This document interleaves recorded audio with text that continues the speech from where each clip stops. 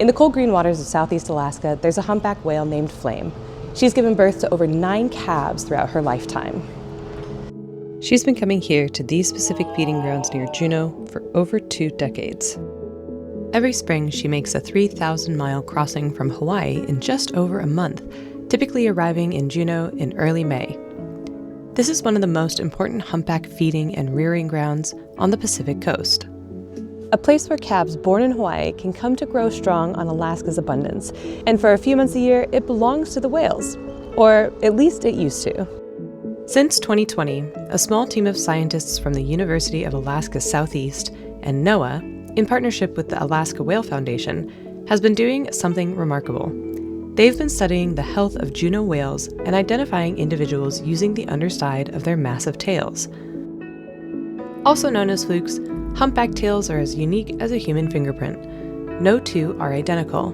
By using underwater photography and aerial footage collected by drones, this team has identified well over 100 individual adult humpbacks in Juneau waters.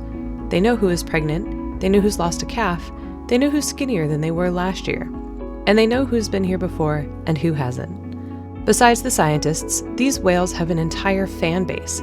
Naturalists have their favorites, and visitors do too. Take barnacles, whose calf Kelp is the only offspring in the entire study known to return to Juneau on her own. Then there's Sasha, who favors the water near South Shelter Island and returns there predictably each summer. And then there's Juneauite, who has survived entanglement in fishing gear not once, not twice, but 3 times and keeps coming back. Juneau's whales have an entire community of humans who deeply care about their well-being, and scientists are measuring their health closely to make sure that we're not loving them to death. The team also measures something invisible to the naked eye, cortisol, a stress hormone present in the blubber of every whale they sample. The same hormone that floods your own body when demands exceed your resources. 2020, the year that scientists began tracking the whale's health, turned out to be a strange gift.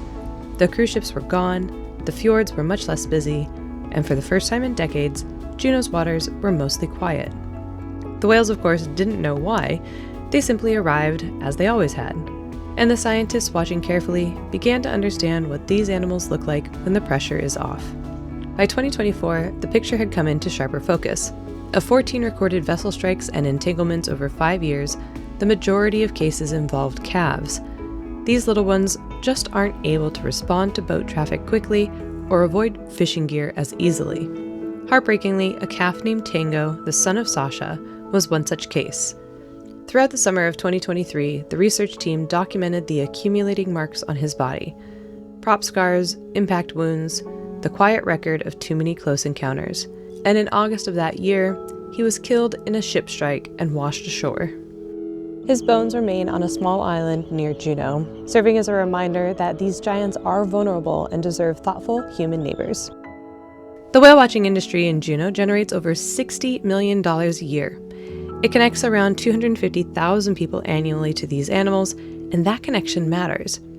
The person who watches a humpback surface 10 feet from their boat goes home different. They care about the oceans in a way they didn't before. But there is a quiet tension in the numbers. At any given moment during the summer, there are typically 12 to 15 humpback whales in the Juneau area, with 20 to 25 known individuals frequently seen throughout the season.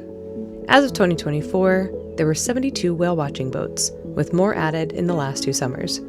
The whale population has remained roughly consistent over the past decade while the industry has grown steadily, which means year by year, each individual whale carries a little bit more of the load.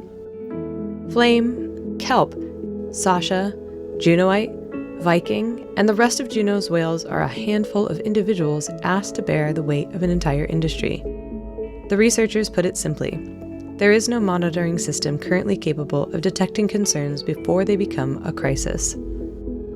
So the research continues for now, funded by cruise ship passenger fees and local grants, but the federal infrastructure that supports it is under serious pressure. I've been on these waters for years. I've watched these animals while fishing and motoring through Southeast Alaska's fjords, and I think about the whales in the same way I think about our guests, with enormous respect and a certain responsibility. Juneau's whales have captured the hearts of hundreds of thousands of visitors, and the technology to keep an eye on their health exists.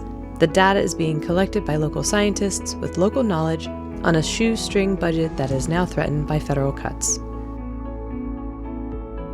Sir David Attenborough spent his entire life teaching us that you can't care about something that you've never been introduced to. So the next time you see a fluke rising out of the water, remember that it belongs to a unique and perfect being. And they deserve at the very least to be known and respected by their human neighbors.